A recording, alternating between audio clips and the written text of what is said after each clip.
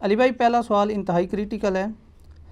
عموماً اہل تشیع حضرات کی جانب سے بات اٹھائی جاتی ہے کہ ایک طرف تو اہل سنت حضرات ام المومنین سیدہ عائشہ رضی اللہ تعالیٰ عنہا کو اتنی رسپیکٹ بھی دیتے ہیں اور جنگ جمل کے حوالے سے ان کے حق میں اجتہادی غلطی ہونے کو دلیل بنا کر ایک اجر کی بشارت بھی دیتے ہیں، جبکہ دوسری طرف انہی سیدہ عائشہ رضی اللہ تعالیٰ عنہا کے قاتل امیر شام معاویہ ابن ابی سفیان کو حضرت اور رضی اللہ تعالیٰ عنہ کے القاب سے بھی نوازا جاتا ہے۔ کیا اہل سنت کا یہ دوہرا معیار منافقت پر مبنی نہیں ہے؟ دل پر ہاتھ رکھ کر انصاف کے ساتھ اس سوال کا جواب دیں۔ دیکھیں میرے بھائی، میں بار بار کہتا ہوں کہ ہم ہیں قرآن حکیم کی روح سے جو بات ہوئی ہے، اولو العلم قائما بالقسط، اہل علم انصاف پر قائم، ٹروتھ لور، سچائی سے محبت کرنے والے۔ تو ہم سے کوئی ایکسپیکٹ نہ کرے کہ ہم یعنی کسی مکتبہ فکر کو سپورٹ کرنے کے لیے سچائی کے اوپر پردہ ڈال دیں گے اور حق سے اناد کریں گے۔ اس سوال کا جواب دینے سے پہلے میں ایک بیسک ٹرم آپ لوگوں کے سامنے تھوڑی ایلیبوریٹ کر دوں۔ اہل سنت کے ہاں ایک ٹرم بولی جاتی ہے، الصحابۃ کلہم عدول، تمام کے تمام صحابہ جو ہیں یہ عدول مانے گئے، یعنی ان کی عدالت جو ہے، یعنی ان کی گواہی قبول کی جائے گی۔ اس سے مراد قطعاً اہل سنت کا یہ موقف نہیں ہے کہ صحابہ کرام علیہم رضوان سے غلطی نہیں ہو سکتی۔ اس سے مراد صرف یہ ہے کہ روایت حدیث میں وہ عادل ہے۔ حدیث کا جب معاملہ آئے گا تو تابعی پہ جرح ہو سکتی ہے، تبع تابعی پہ ہو سکتی ہے، صحابی حدیث کے معاملے میں جھوٹ نہیں بولتا تھا، اور اس کو آپ بڑی آسانی سے سمجھ سکتے ہیں۔ آج دنیا میں کوئی گناہگار سے گناہگار شخص بھی آپ لے آئیں، اس سے کہیں کہ 1 ارب روپیہ لے لو، نبی علیہ السلام کو گالی دے دو، نعوذ باللہ، کوئی تیار ہوگا؟ چاہے وہ بے نمازی کیوں نہ ہوا۔ اسی لیول کا ایک گناہ صحابہ کرام میں کوٹ کوٹ کے نبی علیہ السلام نے بھرا تھا، جو حدیث متواتر ہے، بخاری اور مسلم دونوں میں حدیث ہے، اور مسلم کی پہلی حدیث ہی مولا علی رضی اللہ تعالیٰ عنہ علیہ السلام سے یہی ہے کہ جس شخص نے میری طرف جھوٹی حدیث منسوب کی وہ اپنا مقام دوزخ میں دیکھ لے۔ صحابہ کرام سے بڑی غلطیاں بھی ہوئیں، لیکن یہ غلطی ان سے نہیں ہوئی ہے کہ انہوں نے نبی علیہ السلام پہ کبھی جھوٹی حدیث باندھی ہو، کیونکہ ان کو پتا تھا کہ اگر ہم نے یہ کام کیا نا، باقی تو شاید ہمیں معافی مل جائے، ادھر ہمارا کوئی ظاہر ہے نبی علیہ السلام کے اوپر ہی تو تکیہ تھا۔ تو اسی وجہ سے ہم کہتے ہیں الصحابۃ کلہم عدول۔ یہ جو شیعہ اہل سنت کا مذاق اڑاتے ہیں اور کہتے ہیں کہ یہ صحابہ کو معصوم مانتے ہیں، اور بعض کا سنیوں کی تقریریں بھی اس قسم کی ہوتی ہیں، تو وہ معصوم نہیں مانتے، ہم ان کہتے ہیں ان کی عدالت قائم ہے، ان روایت حدیث میں ان کو قبول کیا جائے گا۔ ایون وہ صحابہ جن سے بڑی اس طرح کی چیزیں رپورٹ ہوئی ہیں بخاری اور مسلم میں، چاہے حضرت معاویہ رضی اللہ تعالیٰ عنہ ہوں، حضرت مغیرہ ابن شعبہ رضی اللہ تعالیٰ عنہ ہوں، حضرت عمر ابن عاص رضی اللہ تعالیٰ عنہ ہوں، اور اسی طریقے سے بسر ابن ابی ارطاء ہوں، باقی لوگ ہوں، حدیثیں ان سے قبول کی گئی ہیں۔ حتیٰ کہ میں آپ کو بڑی حیران کن بات بتاؤں، آپ سنن نبی داؤد کھولیں، انٹرنیشنل نمبر کے مطابق 4129 نمبر حدیث ہے، امام ابن سیرین تابعی المتوفہ 110 ہجری یہ حدیث روایت کرتے ہیں، اور حدیث روایت کر رہے ہیں حضرت معاویہ سے رضی اللہ تعالیٰ عنہ۔ حدیث وہ بیان کرتے ہوئے کہتے ہیں کہ نبی علیہ السلام نے یعنی درندوں کی کھالیں پہننے سے، ان پہ سواری کرنے سے منع کیا، یعنی یہ تکبر کی علامت ہے۔ حدیث بیان کر کے وہ ساتھ پھر کہتے ہیں وَقَانَ مُعَاوِيَةُ، یعنی معاویہ رضی اللہ تعالیٰ عنہ جو تھے، لا يُتَّهَّمُ فِي الْحَدِيثِ عن رسول اللہ صلی اللہ علیہ وآلہ وسلم، ان سے حدیث روایت کرنے کے اعتبار سے ان پہ کوئی تہمت نہیں ہے، وہ متہم نہیں تھے، یعنی ایسا شخص جس پہ تہمت ہونا کہ جھوٹ بولتا ہے، یہ غلط بیانی کرتا ہے۔ تو حضرت معاویہ رضی اللہ تعالیٰ عنہ پہ اس حوالے سے پولیٹیکلی ان کے بارے میں کافی ساری چیزیں ملتی ہیں، اور بڑی یعنی وہ دل خراش چیزیں ہیں۔ وہ میرا کربلا والا آپ ریسرچ پیپر پڑھ لیں، میں اینڈ پہ انشاءاللہ تعارف بھی کروا دوں گا تو آپ کو پتہ چلیں گی۔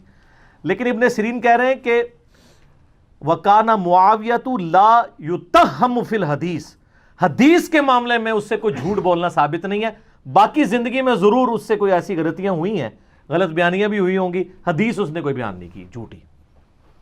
تو اب یہ حضرت ابو بکر، عمر، عثمان و علی رضی اللہ عنہم اجمعین و علیہم السلام اجمعین سے جب تابعین حدیثیں بیان کرتے تھے تو اس طرح تو نہیں کہتے تھے کہ ان پہ کوئی تہمت نہیں ہے جھوٹ بولنے کی. حضرت معاویہ رضی اللہ تعالیٰ عنہ کے بارے میں ان کو کیوں بولنا پڑا؟ اس کے لیے آپ ہمارا کربلا والا ریسرچ پیپر نمبر 5B پڑھیں، اس کا تعارف ہم آپ کو اس سوال کے اینڈ پہ کروائیں گے تاکہ آپ کو حقائق کھل کے سامنے ہیں. حدیث کے معاملے میں تو کوئی تہمت نہیں ہے، باقی زندگی میں پولیٹیکلی ان سے کئی ایک چیزیں ہوئیں، ان پہ ہم بس یہی کہہ سکتے ہیں انا للہ و انا الیہ راجعون. البتہ یہ جو حضرت معاویہ رضی اللہ تعالیٰ عنہ پہ تہمت لگائی گئی ہے کہ انہوں نے سیدہ عائشہ کو قتل کروایا تھا، یہ کوئی روایت اہل سنت کے ہاں نہیں ملتی. شیعہ کے ہاں بھی ایک من گھڑت روایت ملتی ہے کہ سیدہ عائشہ کے سفر کے دوران جو راستہ تھا وہاں حضرت معاویہ نے کوئی بڑا سا گڑھا کھدوایا اور اس کے اوپر گھاس پھوس ڈال دی، پتہ ہی نہ چلے. تو حضرت عائشہ سلام اللہ علیہا جب وہاں سے گزریں تو وہ اپنے اونٹ سمیت اس میں اوندھی جا کے گریں اور وہیں پہ وہ شہید ہو گئیں. لیکن یہ بالکل جھوٹی روایت ہے اور اس کی کوئی سند موجود نہیں ہے. ایون اس دور میں آپ کو پتہ ہے حضرت معاویہ رضی اللہ تعالیٰ عنہ سے سخت علمی اختلاف رکھنے والی بڑی پرسنالٹیز میں سے مولانا اسحاق صاحب رحمۃ اللہ علیہ بھی تھے، فیصل آباد والے. میں نے ان کے ساتھ 1-to-1 کوسچن آنسر سیشن کیا تھا 23 مارچ 2012 کو، 40 کوسچنز ود مولانا اسحاق. اس میں نے یہ سوال سیم ان سے بھی کیا تھا. ان سے بڑا کوئی حضرت معاویہ رضی اللہ تعالیٰ عنہ کا کریٹک نہیں تھا، لیکن انہوں نے اس سوال کے جواب میں کہا بیٹا یہ بالکل جھوٹ ہے. کوئی حضرت عائشہ کے لیے گڑھا نہیں معاویہ نے کھودا، کوئی انہوں نے جھوٹی حدیث نبی علیہ السلام پہ بیان نہیں کی ہے. یہ دو چیزیں جو ہے نا بالکل. پھر انہوں نے اس میں شیعہ کے والے سے بھی کہا کہ یہ جو کہتے ہیں نا کہ حدیثیں گڑھوائی تھیں، وہ لائیں کون سی حدیث گھڑی تھی؟ تو کوئی ایسی حدیث نہیں. یہ ضرور ہے کہ بنو امیہ کے لوگوں نے بعد میں حضرت معاویہ کو اوپر کرنے کے لیے جھوٹی روایتیں گھڑی، لیکن حضرت معاویہ نے خود ایسا کوئی کام نہیں کیا، کیونکہ حدیث کے معاملے میں وہ ڈرتے تھے. کیونکہ اگر نبی علیہ السلام سے پھڈا لے لیا پھر تو امید کی وہ کریں نہیں باقی نہیں رہے گی، کوئی آپ کی شفاعت بھی نہیں کرے گا. تو وہ ابن سیرین کا قول سنن ابی داؤد 4129 وَكَانَ مُعَاوِيَةُ لَا يُتَّهَّمُ فِي الْحَدِيثِ عن رسول اللہ صلی اللہ علیہ وآلہ وسلم. یہ یاد رکھے تو آپ کو معاملات کلیئر ہو جائیں گے. لیکن جو جنگ جمل کے حوالے سے آپ نے بات کی، میں اس کو آج سکپ کروں گا کیونکہ اس کے اوپر میری آلریڈی ویڈیوز ریکارڈڈ ہیں.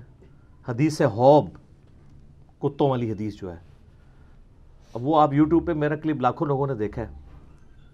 اور رہا اجتہادی خطا والا معاملہ بھی، اس میں نے اس میں بتایا کہ سیدہ عائشہ بعد میں روتی تھی. صحیح بخاری میں موجود ہے کہ انہوں نے کہا کہ مجھے میری سوکنوں کے ساتھ دفن کرنا، میں نہیں چاہتی کہ ابو بکر، عمر اور رسول اللہ کی وجہ سے لوگ میری تعریف کریں. بخاری میں بس اتنی حدیث ملتی ہے. لیکن المصنف ابن ابی شیبہ میں ملتا ہے کہ انہوں نے یہی حدیث بیان کرتے ہوئے، یعنی یہ بات کرتے ہوئے کہا کہ مجھ سے رسول اللہ کی وفات کے بعد جو کام سرزد ہوا ہے وہ ایسا ہے کہ میں نہیں چاہتی کہ مجھے نبی الاسلام کے ساتھ حجرے میں دفن کیا جائے. اندازہ کریں. اس پہ شیخ البانی رحمہ اللہ اس حدیث کو سلسلہ احادیث صحیحہ میں لے کے آئے ہیں اور باقاعدہ اس میں انہوں نے لکھا ہے، بڑی ڈیٹیل گفتگو لکھی ہے. انہوں نے کہا شیعہ تو 12 اماموں کو معصوم مانتے ہیں، سنیوں کی حرکتوں سے لگتا ہے یہ سارے صحابہ کو معصوم مانتے ہیں. یہ ماننا پڑے گا کہ حضرت طلحہ، زبیر، حضرت عائشہ سے غلطی ہوئی اور حضرت عائشہ بعد میں شرمسار تھیں اور انہوں نے بخاری کی اس حدیث کو کوٹ کیا، مصنف ابن ابی شیبہ کی اس حدیث کو کوٹ کیا سلسلہ حدیث صحیحہ میں انٹرنیشنل نمبر کے مطابق 474 نمبر. اور اس میں وہ کہتے ہیں کہ جی یہ اس بات کا ثبوت ہے کہ سیدہ عائشہ شرمسار تھی اپنے اس سفر کے اوپر جو انہوں نے کیا. ظاہر قرآن میں تو واضح سورۃ الاحزاب میں حکم ہے نبی کی بیویوں گھروں میں ٹھہری رہو.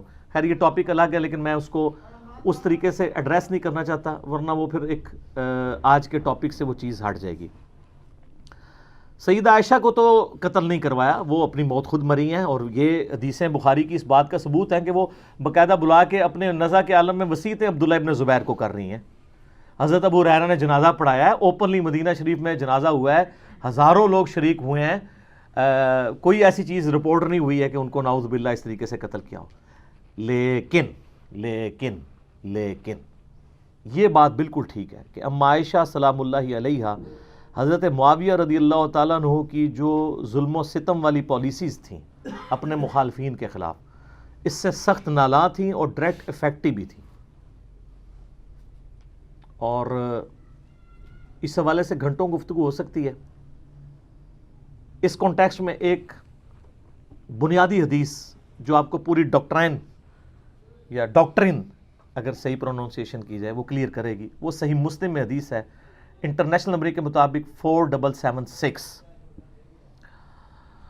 عبداللہ بن عمر بن عاص رضی اللہ تعالیٰ عنہ خانہ کعبہ کے دیوار کے ساتھ ٹیک لگائے ہوئے بیٹھے ہوئے تھے. ایک شخص ان کے پاس آیا جس کا نام تھا عبد الرحمن بن عبد رب الکعبہ تابعی. تو عبداللہ بن عمر بن عاص وہاں حدیث بیان کر رہے تھے کہ آپ کو اپنے وقت کے حاکم کی, امیر کی اطاعت کرنی چاہیے. وہ سنتا رہا. اینڈ پہ اس نے کہا کہ کیا واقعی آپ نے رسول اللہ سے یہ بات سنی ہے کہ جس طرح کا بھی حکمران ہو اس کی اطاعت کی جائے؟ ان کا ہاں, میری کانوں نے سنا, میری آنکھوں نے نبی علیہ السلام کو دیکھا, میرے دل نے محفوظ کیا. تو انہوں نے کہا اگر یہی بات ہے تو اس وقت جو ہمارا حکمران ہے آپ کے چچا کا لڑکا معاویہ ابن ابی سفیان رضی اللہ تعالیٰ عنہما, ہم تو ظاہر رسپیکٹ ہی کریں گے اس کی وجہ سے کہ علی کی شیعہ وہ ہوتے ہیں جو مخالفین کے لیے بھی دعا کرتے ہیں, اور بنو امیہ کے شیعہ وہ ہوتے ہیں جو ہے وہ مولا علی پہ ممبروں پہ سب و شتم کرواتے ہیں. یہ بھی ٹاپک الگ سے ہے, میرے اس پہ بھی کلپ ریکارڈڈ ہے. تو یہ آپ کے چچا کا جو لڑکا ہے یہ تو ہمیں کہتا ہے کہ ہم لوگوں کا مال ناحق طریقے سے ہڑپ کریں اور لوگوں کو ناحق قتل کریں, جبکہ قرآن کہتا ہے سورہ نساء کی آیت نمبر 29 اس تابعی نے صحابی کو سنائی کہ قرآن تو کہہ رہا ہے کہ ایک دوسرے کا مال حرام طریقے سے ہڑپ مت کرو اور ایک دوسرے کو قتل نہ کرو, اور آپ کے چچا کا لڑکا معاویہ ہمیں اس بات پہ ابھارتا ہے کہ ہم لوگوں کو ناحق قتل بھی کریں, ان کا مال بھی لوٹیں.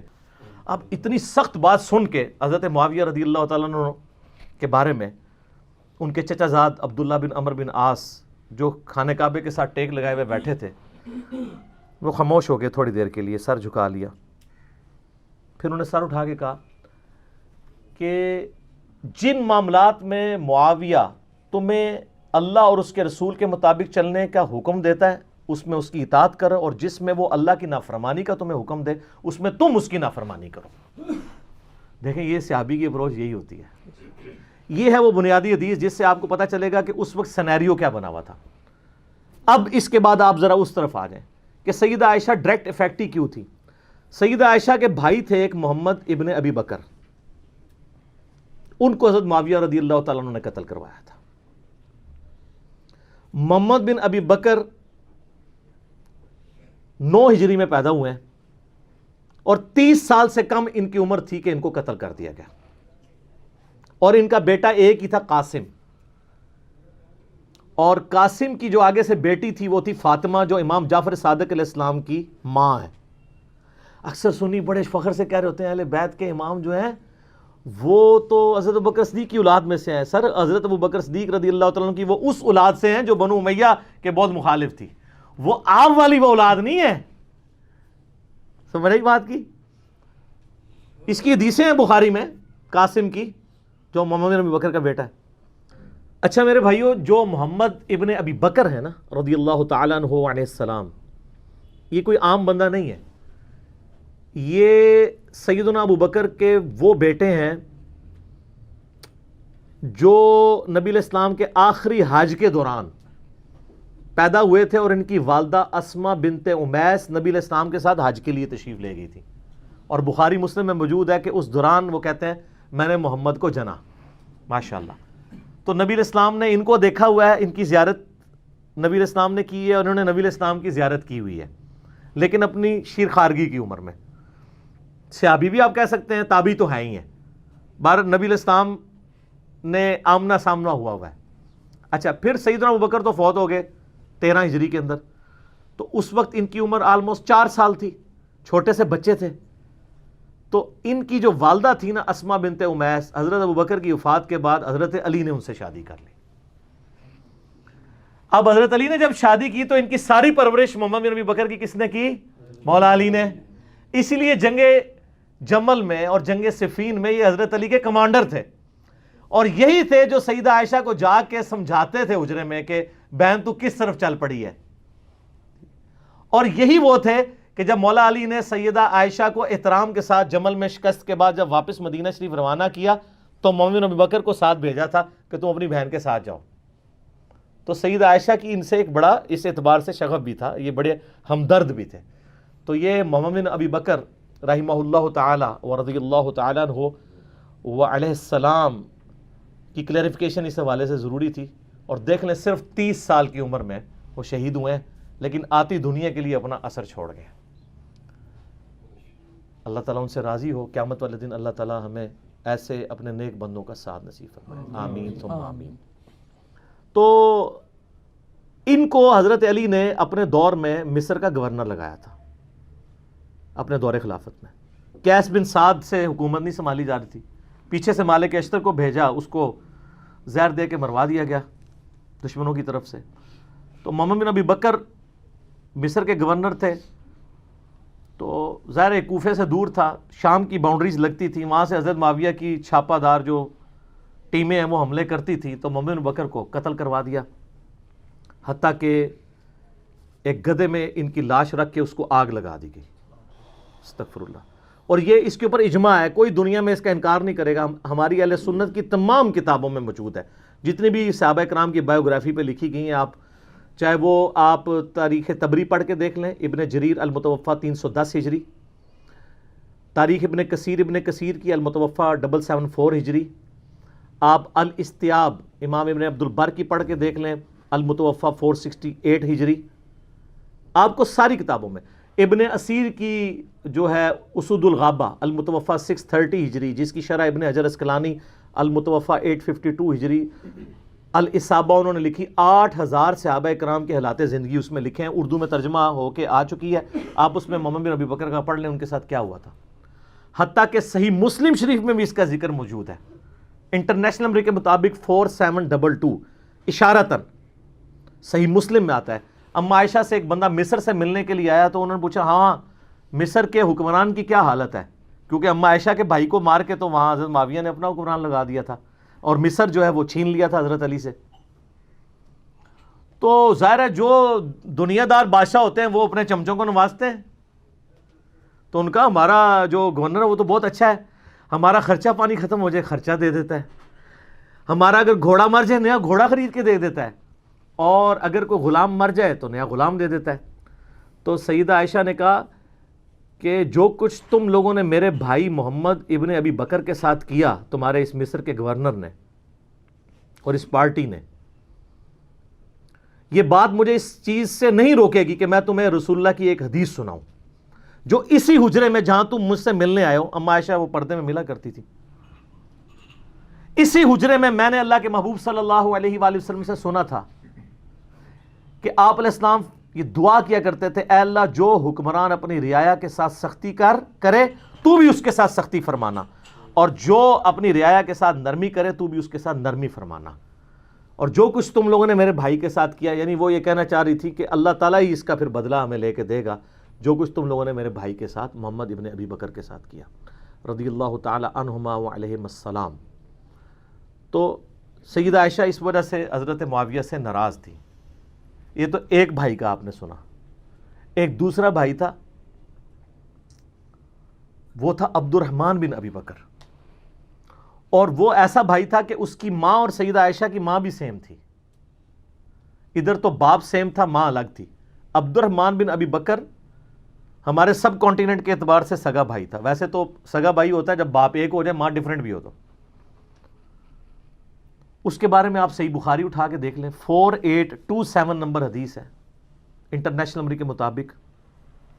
مروان جب حجاز کا گورنر ہوتا ہے، مسجد نبوی میں خطبہ دیتے ہوئے وہ بار بار یزید ابن معاویہ کا ذکر کرتا ہے تاکہ وہ بیعت لے حضرت معاویہ کے بعد ان کے بیٹے کے لیے. یہ بخاری کے الفاظ ہیں. اور اس کے لیے ظاہر جب وہ فضائل و برکت، جیسے یہاں بھی ہوتا ہے کہ امت کے وسیع تر مفاد میں، یا میرے عزیز ہم وطنوں، یہ وہی چیز. تو اللہ تعالیٰ نے امیر المومنین کو یہ بات سجھائی ہے. اچھا، یہ بخاری میں بھی حدیث ہے، اور یہ آپ کو ڈھونڈنا کو مشکل نہیں ہے. آپ تفسیر ابن کثیر کھول کے سورۃ الاحقاف پارہ نمبر 26 میں آیت نمبر 17 کے کانٹیکسٹ میں بخاری کی حدیث اور جتنی اور حدیثیں ہیں، یہ حدیث المستدرک للحاکم کے اندر بھی موجود ہے بڑی ڈیٹیل کے ساتھ، اور یہ حدیث سنن نسائی الکبریٰ کے اندر بھی موجود ہے بڑی ڈیٹیل کے ساتھ. اور یہ سارے کے سارے ترک حافظ ابن کثیر المتوفا 774 ہجری نے سورۃ الاحقاف آیت نمبر 17 کے کانٹیکسٹ میں ساری حدیثیں ایک جگہ جمع کر دی ہیں، بخاری کی، حاکم کی، نسائی کی، باقی کتابوں کی۔ پہلے میں بخاری والا حصہ بتاتا ہوں آپ کو۔ تو بخاری کے الفاظ ہیں، عبد الرحمن بن ابی بکر کھڑے ہوئے اور انہوں نے اس حاکم وقت کو کچھ کہا۔ اب امام بخاری نے یہ نہیں بتایا کہ کیا کہا، لیکن یہ بات سمجھ آ گئی کہ گل چوبے علی کی تھی، اگر وہ لگ گئی جا کے، کیونکہ وہ بھی اس قسم کی باتیں کر رہا تھا۔ وہ باتیں میں آپ کو دوسری کتابوں سے، حاکم سے اور سنن نسائی الکبریٰ سے بتاؤں گا، اور تفسیر ابن کثیر کھول کے آپ لوگوں کے گھروں میں ہوگی، پڑھ لیں، PDF فریلی اویلیبل ہے۔ تو اس کے بعد بخاری کے الفاظ ہیں کہ وہ مروان کو غصہ آیا، اس نے کہا پکڑو اسے، گرفتار کرو، آج کے دور میں نیب کے حوالے کرو۔ تو سیدنا عبد الرحمن بن بکر فوراً جا کے مسجد نبوی کے ساتھ ایڈجسٹنٹ اما عائشہ کا حجرہ تھا، اس میں جا کے چھپ گئے۔ اب اتنے تو کوئی بغیرت نہیں تھا، اتنی عوام دیکھ رہی تھی، حضرت عائشہ کے حجرے میں تو کوئی گھس نہیں سکتا تھا، وہ تو محرم تھے، ان کے بھائی تھے۔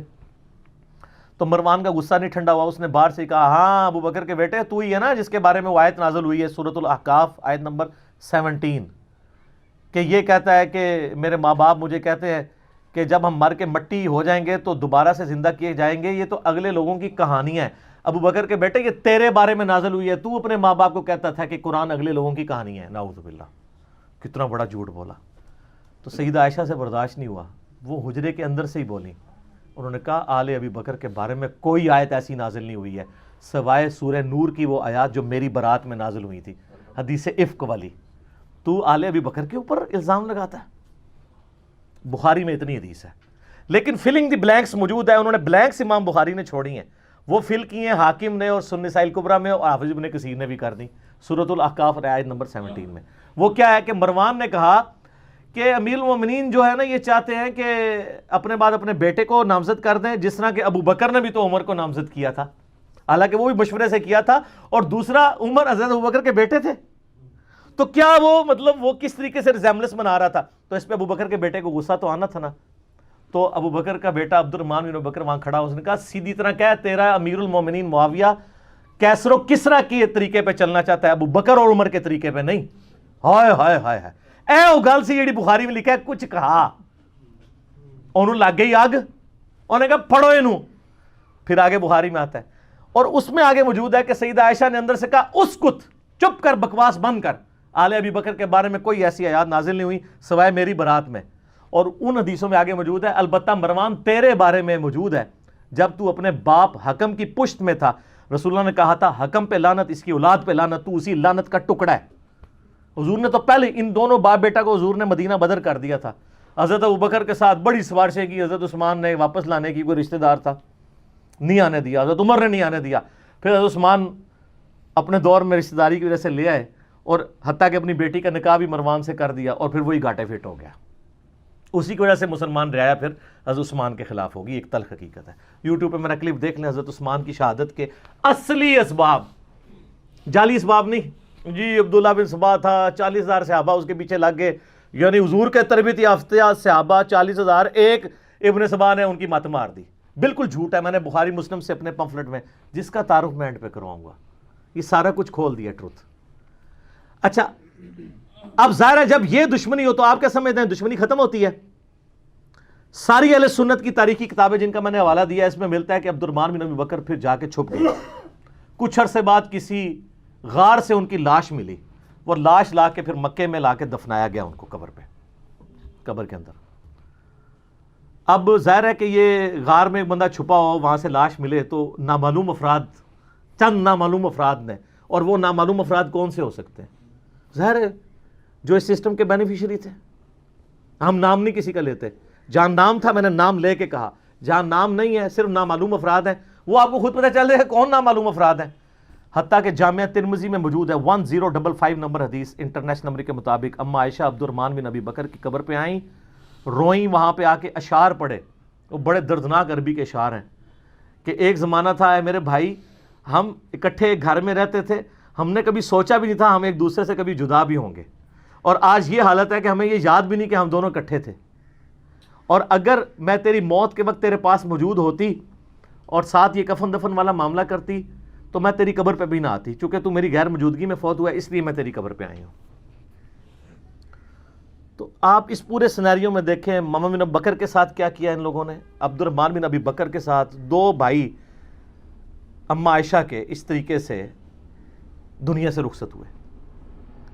اس پورے کانٹیکسٹ میں اب آپ کو حدیث سمجھ آئے گی جو مسند امام احمد میں موجود ہے, المستدرک للحاکم کے اندر موجود ہے, اور شعیب آرنوت جو مسند امام احمد کی تحکیم کرنے والے ہیں, انہوں نے اس حدیث کو صحیح کہا ہے. امام حاکم نے اس حدیث کو صحیح کہا ہے.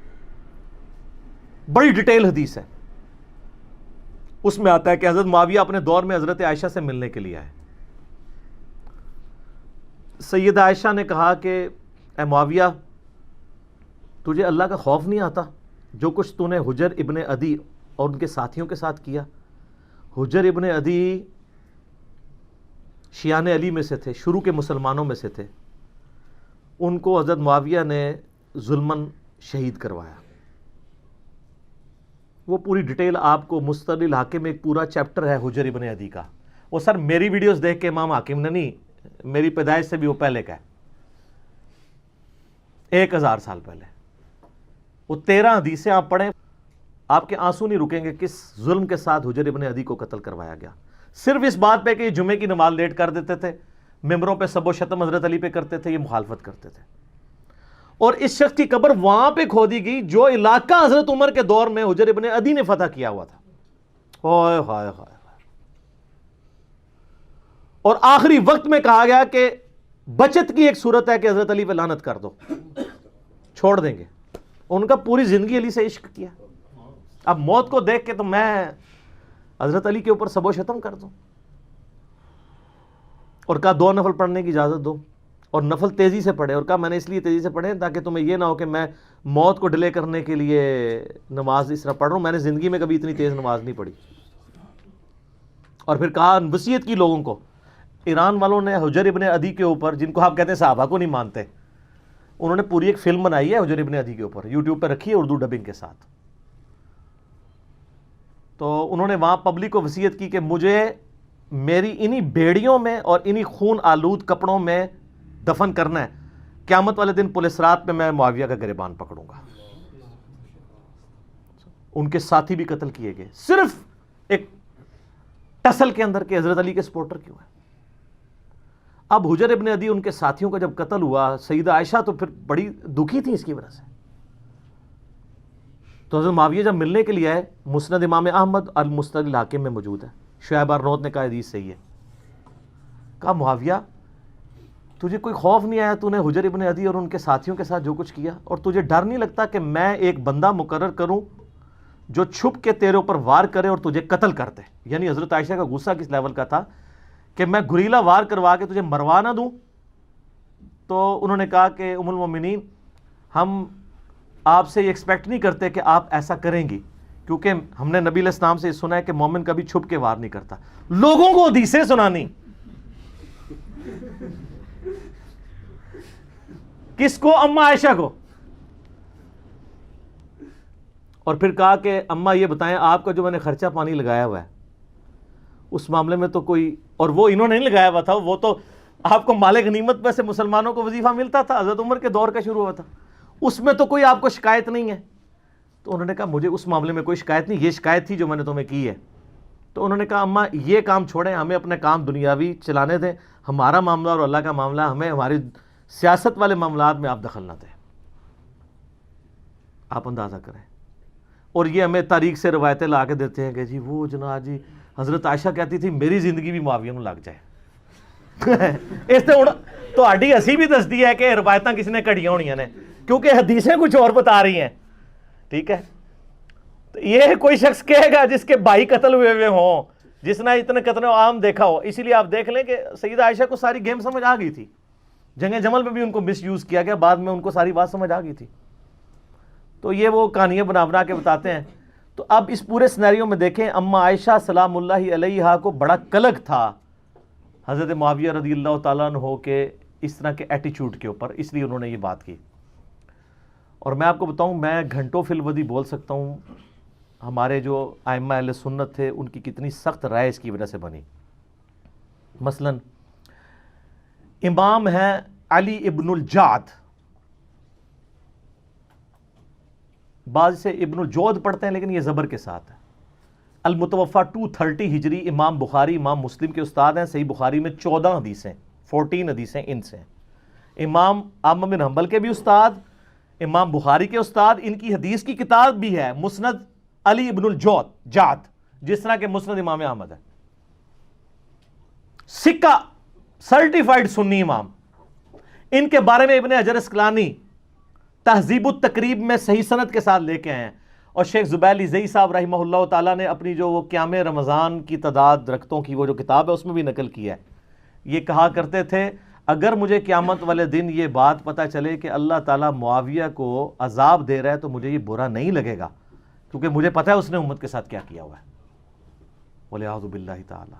لیکن ہم نے کبھی ایسی بات نہیں کی ہے. ہم بخاری مسلم کی حدیثیں بیان کر کے بھی نیم رافضی ڈکلیئر ہو جاتے ہیں چند ناسبیوں کی طرف سے جو آلموسٹ اب ختم ہو چکے ہیں، اپنے فرقے کی وہ میت پہ ہی نوحہ کر رہے ہیں. لیکن اس کو وہ اہل سنت کا امام مانتے ہیں جو کہہ رہے ہیں مجھے تو عذاب کا بھی سنا تو مجھے برا نہیں لگے گا. اور یہ ایک امام نہیں سر، کئی امام. ادھر تو سب کانٹیننٹ میں حنفی زیادہ ہے نا. آپ نے امام بدر الدین عینی کا نام سنا ہوا ہے؟ المتوفا 855 ہجری. امام عینی جو ہے امام حنیفہ کے بعد چند جو بڑے امام ہیں نا حنفیوں کے ان میں سے ایک ہے، کیونکہ انہوں نے صحیح بخاری کی شرح لکھی ہے عمدۃ القاری. وہ جو عمدۃ القاری ہے نا شرح، اس میں صحیح بخاری کی ایک حدیث ہے انٹرنیشنل نمبر کے مطابق 7083، جہاں وہ جنگ صفین میں عمار ابن یاسر کے قتل کے بارے میں ڈسکشن کرتے ہوئے، بخاری مسلم دونوں میں حدیث ہے نا کہ عمار کو ایک باغی جماعت قتل کرے گی، عمار ان کو جنت اور اللہ کی طرف بلائے گا، وہ جماعت دوزخ کی طرف بلائے گی. صحیح بخاری 2812. بڑے سخت الفاظ ہیں. اس حدیث کو ڈسکس کرتے ہوئے ایک اور موقع پہ صحیح بخاری کے اندر 7083 نمبر حدیث کہ اگر ایک مسلمان دوسرے کے خلاف تلوار اٹھا لے، اس حدیث کے کانٹیکسٹ میں ڈسکس کرتے ہوئے عمدۃ القاری کے اندر جو ہے نا امام بدر الدین عینی نے جو کچھ لکھ دیا ہے نا سرکار، وہ اتنا سخت ہے. یہ میرے پمفلٹ میں ڈلا ہے کہ اس کا تعارف اینڈ پہ آپ کو کرواؤں گا. میں آپ کو صرف ورڈ بائی ورڈ وہ پڑھ کے سناتا ہوں. وہ کہتے ہیں کہ امام کرمانی نے کہا کہ سیدنا علی اور حضرت معاویہ دونوں ہی مجتہد تھے. زیادہ سے زیادہ یہ ہو سکتا ہے کہ حضرت معاویہ کو اجتہاد میں خطا لاحق ہو گئی ہو، ان کو 1 اجر ملے گا جبکہ سیدنا علی کو 2 اجر ملیں گے. اعلیٰ یہ بھی کہانی ہے. وہ بخاری مسلم میں حدیث ہے کہ حکمران وقت اگر غلط اجتہاد کرے تو اسے 1 اجر ہے اور اگر صحیح کرے تو 2 ہے. مخالفین کو تو باغی کہا گیا ہے، ان کے لیے تو حدیث ہی نہیں ہے، ادھر سے پکڑ کے فٹ کرنے کی کوشش کرتے ہیں. یہ حدیث ہی کچھ اور تھی.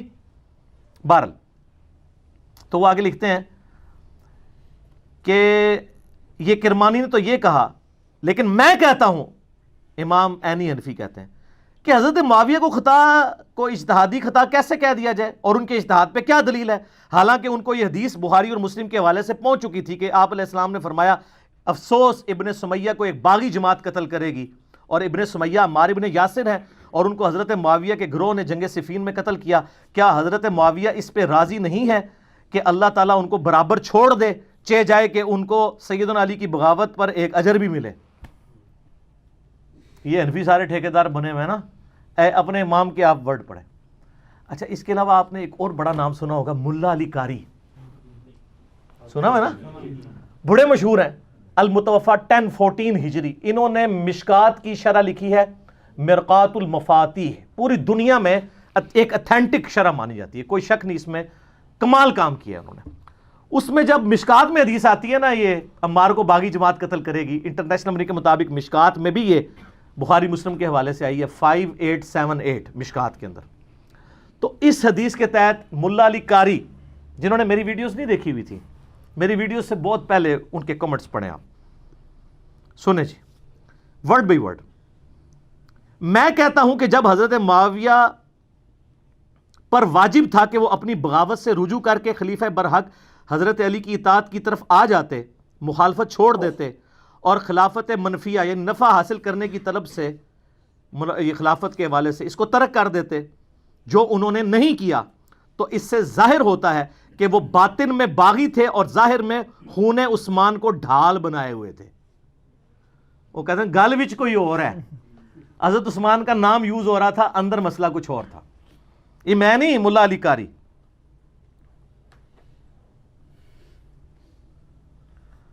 چنانچہ ڈھال بنائے ہوئے تھے لوگوں کو دکھانے کے لیے، یہ بھی الفاظ لکھے ہیں. چنانچہ یہ حدیث ان کے پوشیدہ چیز کو ظاہر کرنے والی ہے، یعنی عمار کو باغی جماعت قتل کرے گی، اور ان کی بغاوت کو روکنے والی ہے. تاہم کتاب تقدیر میں اسی طرح لکھا ہوا تھا جیسا کہ ہوا ہے. ان کے عمل اور رویے کی وجہ سے قرآن اور حدیث دونوں مہجور اور متروک ہو گئے. وہ کہتے ہیں قرآن اور سنت کو پش پش ڈال دیا امیر شام نے. یہ کون کہہ رہا ہے؟ ملا علی قاری. سر ٹروتھ لور ہر زمانے میں موجود ہوتے ہیں. اچھا، ایک اور بہت بڑا امام جس کو سارے ہی مانتے ہیں، ابن حجر اسقلانی، جس نے فتح الباری لکھی ہے بخاری کی شرح، المتوفا 852 ہجری. وہ بخاری میں ایک حدیث آتی ہے، 2-3 حدیثیں کٹھی ہیں ذکر معاویہ والے چیپٹر میں. تو اس کے کانٹیکسٹ میں انہوں نے کچھ کامنٹس کیے ہیں، وہ بھی ہم نے اپنے ریسرچ پیپر میں ڈالے. میں ورڈ بائی ورڈ آپ کو پڑھ کے سناتا ہوں. میرا ایک یوٹیوب پہ کلپ بھی ہے، حضرت معاویہ رضی اللہ تعالیٰ عنہ ماموں، وہ کہتے ہیں نا وہ خال المومنین ہے. اس میں بھی میں نے یہ پڑھ کے سنایا تھا، اس میں بھی میں آپ کو پڑھ کے سنا دیتا ہوں. ابن حجر اسقلانی فتح الباری میں لکھتے ہیں، جو بخاری کی حدیث تھی نا 3766 ذکر معاویہ والی، کہتے ہیں امام بخاری نے یہاں صحیح بخاری میں حضرت معاویہ سے متعلق باب کے عنوان میں صرف ذکر معاویہ بیان کیا ہے اور فضائل معاویہ یا معاویہ کی منقبت جیسے الفاظ استعمال نہیں کیے، کیونکہ اس حدیث سے کوئی فضیلت معلوم ہی نہیں ہوتی. البتہ سیدنا عبداللہ ابن عباس کا حضرت معاویہ کے لیے فقی اور صحابیت کا بیان کرنا ہی بطور فضیلت کافی ہے. وہ حدیث یہ تھی کہ حضرت معاویہ ایک وتر پڑھا کرتے تھے. تو لوگوں نے آ کے ابن عباس کو بتایا کہ یہ تو ایک وتر پڑھتے ہیں، یعنی باقی نہیں پڑھتے ہوں گے نا، 3 ہی پڑھتے ہوں گے. تو انہوں نے کہا معاویہ کو چھوڑ دو، وہ فقی ہے، صحابی ہے. تو ابن حجر بھی کہہ رہے ہیں اس سے فضیلت اگر ثابت ہوتی تو امام بخاری اس میں باب باندھتے ہیں، اور یہ بات کی بالکل ٹھیک ہے. کیونکہ شرح معانی الاثار جسے طحاوی شریف بھی کہتے ہیں، امام طحاوی المتوفا 321 ہجری، وہ بھی ان حدیثوں کو ڈسکس کر کے اپنی سند سے ایک حدیث لے کے آئے ہیں، اور انہوں نے کہا کہ یہ تو ابن عباس نے تقیہ کیا تھا. وہ ایک اور روایت لے کے آئے ہیں جس میں وہ کہتے ہیں کہ جب ان کو بتایا کہ حضرت معاویہ ایک وتر پڑھتے ہیں تو انہوں نے کہا اس حمار سے پوچھو کہ اس نے یہ ایک وتر کہاں سے نکال لیا. اور ترجمہ کرنے والے نے بھی حمار لکھا ہے. حمار عربی میں کہتے ہیں ڈونکی کو، گدھے کو. تو ترجمے نہیں نیچے کیا، تو میں نے وہ دکھایا تھا، وہ دیوبندیوں نے چھاپی ہوئی ہے، طحاوی شریف شرح معانی الاثار. تو وہ ابن حجر اس پہ کہہ رہے ہیں. تاہم امام ابن ابی عاصم نے حضرت معاویہ کے مناقب میں ایک رسالہ لکھا. اسی طرح کا کام ابو عمر غلام اور ابو بکر نقاش نے بھی کیا، اور امام ابن جوزی نے بھی من گھڑت احادیث والی کتاب الموضوعات، موضوعات شریف، گھڑی حدیثیں، ان میں بھی کچھ روایتیں ذکر کر کے امام اسحاق کا یہ قول نقل کیا ہے کہ حضرت معاویہ کی فضیلت میں صحابی ہونے کے سوا کوئی چیز ثابت نہیں ہے. اور یہ صرف ابن جوزی المتوفا 597 ہجری نے نہیں لکھا، ابن تیمیہ نے منہاج السنہ میں المتوفا 728 ہجری یہی قول لکھا ہے ابن تیمیہ نے. اور اس کا شاگرد امام ذہبی المتوفا 748 ہجری سیر اعلام النبلاء میں انہوں نے سیم یہی قول نقل کیا ابن اسحاق کا کہ حضرت معاویہ کے فضائل میں صحابی ہونے کے علاوہ کچھ بھی ثابت نہیں ہے. وہ جو کچھ عادی مادی ادھر ادھر لے کے آتے ہیں نا، وہ سب کا کیٹاگوریکل ڈینائی کرتے ہیں، کچھ بھی ثابت نہیں. اچھا، ابن حجر اسقلانی پھر مزید لکھتے ہیں کہ یہی وجہ ہے کہ امام بخاری نے بھی اپنے استاد امام اسحاق بن راہویہ پر اعتماد کرتے ہوئے حضرت معاویہ کے لیے لفظ فضیلت یا منقبت استعمال نہیں کیا، بلکہ صرف ذکر معاویہ لکھا. تاہم اپنی گہری نظر سے ایسا استنباط فرمایا، یعنی حضرت معاویہ کو صحابی ثابت کر کے، جس سے روافظ کی بھی سرکوبی ہو. رافضی بھی دوسری ایکسٹریم پہ ہے نا، وہ ان کی صحابیت کا بھی انکار کرتے ہیں، تو ان کا رافضیوں کا بھی رد کیا اور ناسبیوں کا بھی کر دیا. اور امام نسائی کا واقعہ اس بارے میں بڑا مشہور ہے کہ انہوں نے بھی اپنے استاد، ان کا بھی استاد امام اسحاق ہی ہے، بخاری کا بھی استاد ہے، کہ قول پر اعتماد کیا اور اپنی مشہور کتاب فضائل صحابہ میں کوئی بھی حدیث حضرت معاویہ کی فضیلت کے لیے انہوں نے نہیں لی ہے. پھر امام حاکم کا بھی قصہ یہی ہے، ان کو بھی یعنی مارے کھانی پڑی حضرت علی کی شان میں حدیثیں بیان کرنے سے. اور امام ابن جوزی نے بھی عبداللہ بن احمد بن حنبل سے ان کے والد امام احمد بن حنبل رحمہ اللہ کا مکالمہ بھی ذکر کیا ہے. اور انہوں نے اب وہ کیا ذکر کیا جی، وہ لکھتے ہیں کہ میں نے اپنے والد امام بن حنبل سے پوچھا کہ سیدنا علی اور حضرت معاویہ کے اختلافات سے متعلق آپ کی کیا رائے ہے؟ امام بن حنبل سے پوچھا تو امام بن حنبل نے تھوڑی دیر سر جھکائے رکھا، پھر فرمایا میرے بیٹے سمجھ لو، ایک جملے میں سب کچھ کنکلوڈ کیا۔ علی کے دشمن بہت زیادہ تھے جنہوں نے بڑی کوشش کی کہ ان کے عیب تلاش کیے جائیں مگر ناکام رہے، چنانچہ انہوں نے متبادل چال کے طور پر دوسرے شخص یعنی معاویہ کو مقصد براری کے لیے موضوع پایا جو علی سے جنگیں کر چکا تھا، چنانچہ ان دشمنوں نے حضرت علی کے مقابلے پہ اس کو بڑھا چڑھا کر پیش کیا۔ ابن حجر اسقلانی لکھتے ہیں کہ امام بن حنبل کے اس جواب میں اشارہ ہے کہ کچھ لوگوں نے حضرت معاویہ کے لیے بے بنیاد فضائل گھڑ لیے جن کی کوئی اصلیت نہیں ہے۔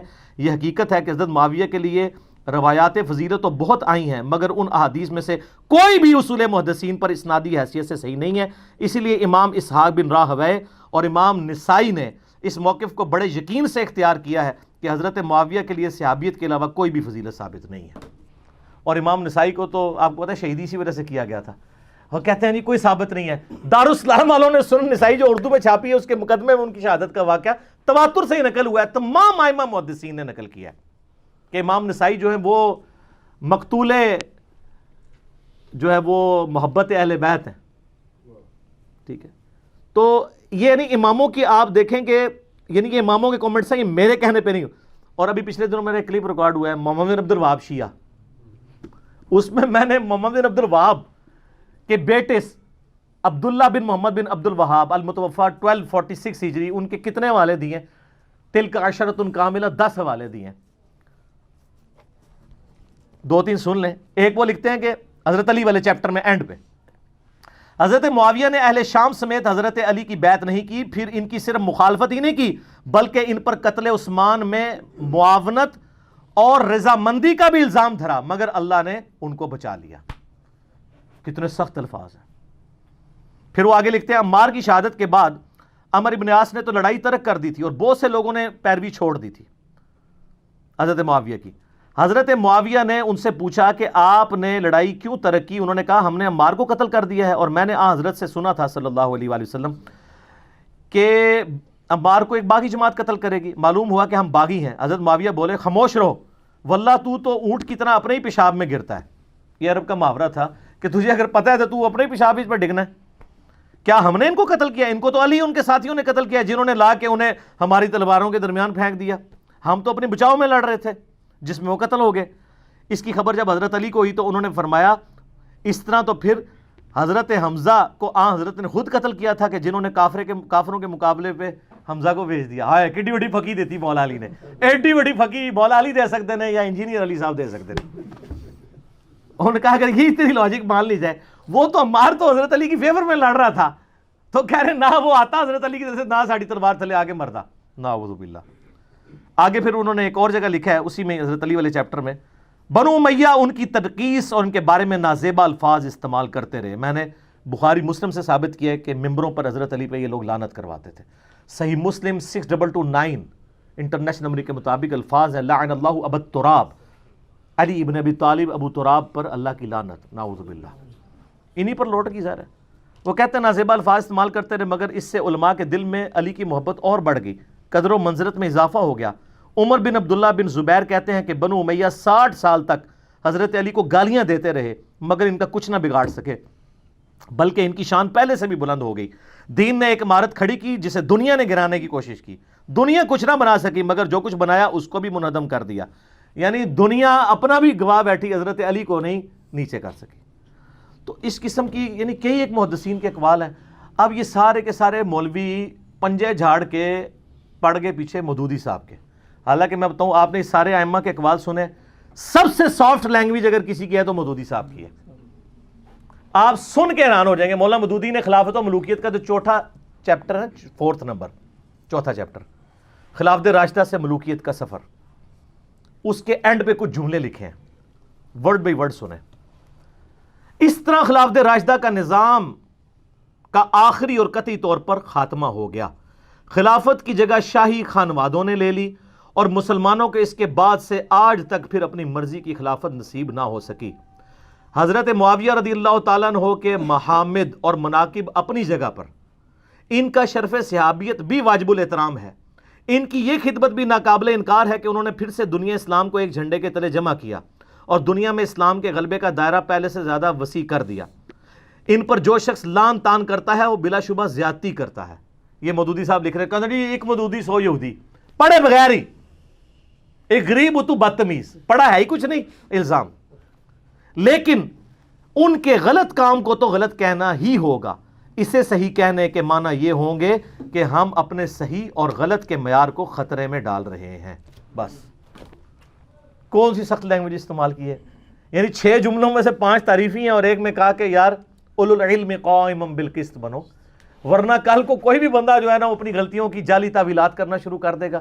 یہ کوئی کرائٹیریا نہیں ہے کہ آپ اس طریقے سے چیزیں پکڑیں اور کسی شخص کے بارے میں اس کا جھوٹا دفاع کریں, اس کی وجہ سے دین کی عمارت ہی گرنی شروع ہو جائے. تو مودودی صاحب کے پیچھے لوگ پنجے جھاڑ کے پڑ گئے. اللہ کے فضل سے میں نے جو ہے نا وہ ہمت دکھائی اور یہ کہتے تھے تاریخی روایتیں. ویسے اب خلافت و ملوکیت کا ایک نیا ورژن آیا جس میں پوری تخریج ہوئی ہے کہ پہلے بھی حوالے دیے تھے, اب ذرا ڈیٹیل کے ساتھ ہے, جلد نمبر یہ وہ. ہم اس کو یعنی اپنی ویڈیو میں JPGs کے طور پہ ایڈ کریں گے. خلافت و ملوکیت سارے لوگ لے کے پڑھیں.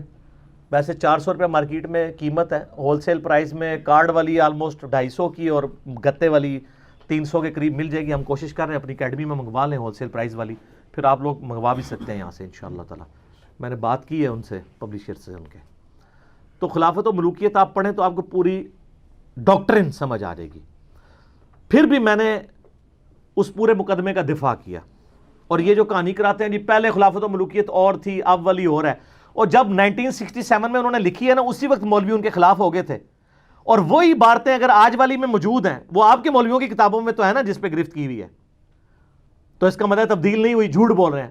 پہلے دن سے وہی ہے, کوئی تبدیل نہیں کی ہے, وہ ہے اتنی مضبوط کتاب ہے. میرا یوٹیوب پہ کلپ بھی ہے خلافت و ملوکیت کے دفاع پہ, وہ آپ دیکھ لیں. دیوبند کے اپنے علماء نے بھی دفاع کیا ہے, مفتی عامر عثمانی کا میں نے بتایا تھا. یہ سر میرا ریسرچ پیپر ہے, واقعہ کربلا کا حقیقی پس منظر 72 صحیح الاسناد احادیث کی روشنی میں, جس میں میں نے 200 روایتیں اکثر بخاری اور مسلم سے جمع کی ہیں, اہل سنت کی مین سٹریم کتابوں سے. 72 کا ٹائٹل میں نے شہدائے کربلا کی نسبت سے لیا. حدیثیں 200 سے زیادہ ہیں, ایک ایک نمبر پہ کئی حدیثیں ہیں. مثلا 33 نمبر پہ غدیر خم کے 8 طرق میں نے جمع کیے ہیں. یہ پمفلٹ عربی میں بھی ہے, اردو میں بھی ہے, انگلش میں بھی ہے, ہندی میں بھی ہے, تو باقی تو کوئی زبان بچی نہ. فری ڈاؤن لوڈ کریں اس کی سافٹ کاپی, پروفیشنل PDF ہماری ویب سائٹ ahlusunnatpak.com سے. اور اگر آپ کو ہارڈ کاپی چاہیے آپ ہمارے اکیڈمی کے نمبر پہ رابطہ کریں صبح 9 سے لے کے شام 5 بجے تک, +92-321-5900-162. پاکستان سے کریں گے تو 0321-5900-162. رابطہ کریں. یہ اور اس کے ساتھ میرے 8 ریسرچ پیپر اور 9 ریسرچ پیپر اور 3 اذکار کارڈ, 12 کا پیکج, نو پروفٹ اور تھوڑے سے لاس پہ, صرف 200 روپیز میں پورے ملک کے اندر ہم بھیجتے ہیں. اس کی فوٹو کاپی نہیں 200 روپے کی ہوتی, اور یہ کلرڈ چھپے ہوئے ہیں سارے ریسرچ پیپرز.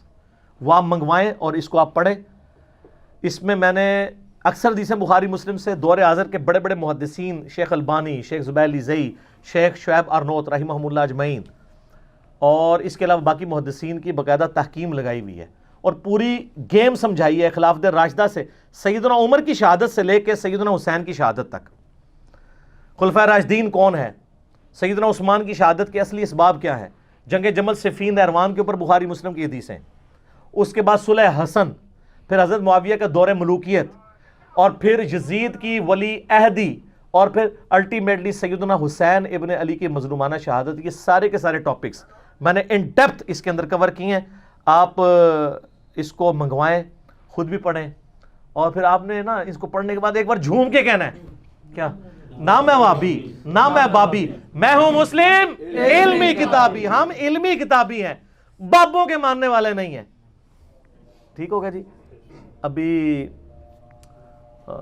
اذان مغرب ہوا چاہتی ہے تو اذان مغرب کا وقفہ کر لیتے ہیں, چھوٹا سے وقفے کے بعد ملتے ہیں انشاءاللہ.